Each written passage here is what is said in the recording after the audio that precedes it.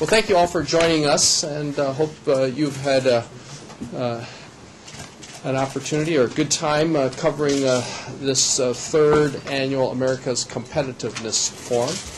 And the last 2 days have been very, very productive for me and the U.S. delegation. We've had an opportunity to meet with many of our counterparts, both in the government, various ministers, as well as members of the private sector. And very much appreciate the great work that President Bachelet and Minister Lavados have done in organizing this conference. And what a beautiful setting this is here in Santiago. It's actually very close to the weather of my hometown, Seattle, Washington, in the Pacific Northwest. So it was great to be here. I very much appreciated the opportunity to meet with the various ministers from the Latin American countries, the Caribbean as well. We had very, very important discussions on a whole host of issues, talking about how we can improve the economic climate and the quality of life for the people of our respective nations. As President Obama indicated in Trinidad and Tobago earlier this year, he wants an equal partnership, a true equal partnership with all the countries of the Americas, and that he does not want to be a senior partner, nor do we want the other countries to be junior partners, but simply equal partners. And I came here to Santiago to renew and further that pledge, and to work with the ministers and the governments of the other countries on pursuing that agenda of prosperity and opportunity for the people throughout the Americas. It's in each country's economic, political, and social self-interest to have all the other countries of the Americas prosper. And it's important that we all focus on creating better opportunities for each of our people, and that we close the gap, that chasm of countries that are the haves versus the have-nots. None of our economies operate in a vacuum, and as the global economic crisis has indicated, the crisis in the United States has led to or exacerbated the recession in Latin America. But we have seen that, for instance, exports from Latin American countries to the United States did not drop as dramatically as exports from other countries like Asia to the United States. That's a demonstration of the maturity and the diversification of the economies of Latin America, and how much they have become global, and how they do not rely so much on the United States, but in fact trade with many other countries around the world.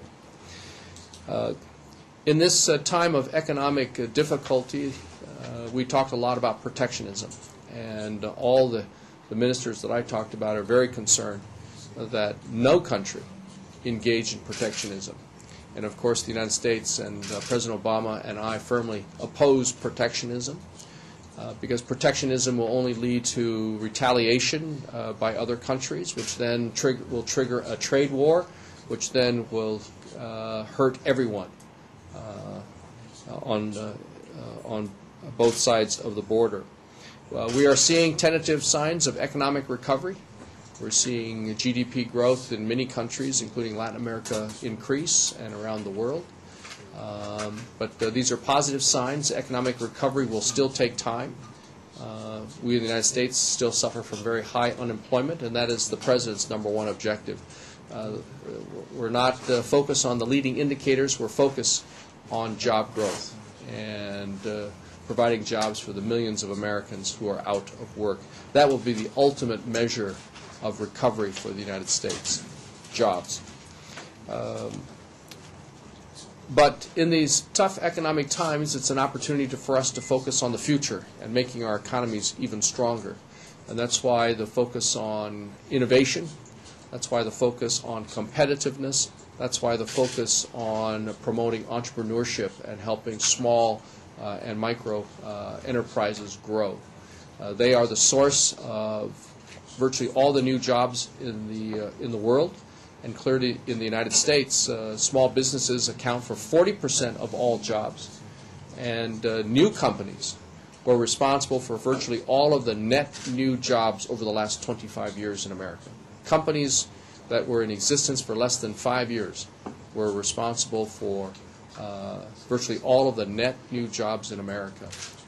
And so that is why we need to focus on helping companies grow, small companies and entrepreneurs grow, both in Latin America but also in the United States as well.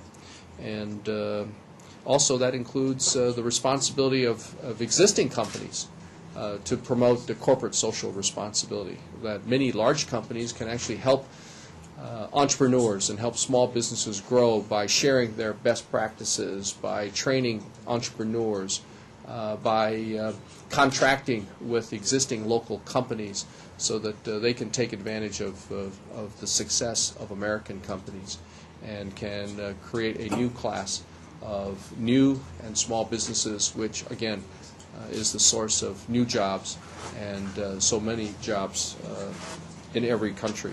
It's been a very productive forum, and we look forward to next year's forum, which will be in the fall in Atlanta, Georgia.